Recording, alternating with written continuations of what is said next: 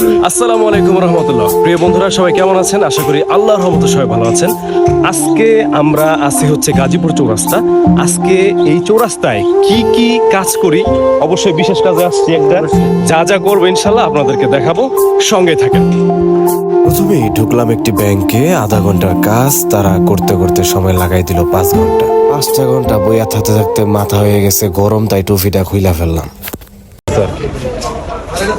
আমার সাথে আলামিন, আমরা আইসি শপিং করবার লিগা।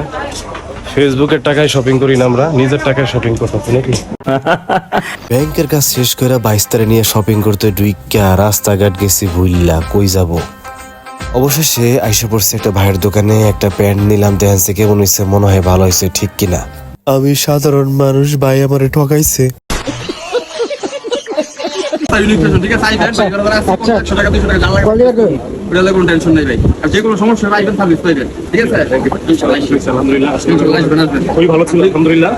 আলহামদুলিল্লাহ, মানুষের সাথে যদি সুন্দর ব্যবহার করা যায় তাহলে সবাই কিন্তু সেখানে অনেক বেশি খুশি হয়। দেখেন আমি কত খুশি এবং তারাও অনেক অনেক খুশি ছিল।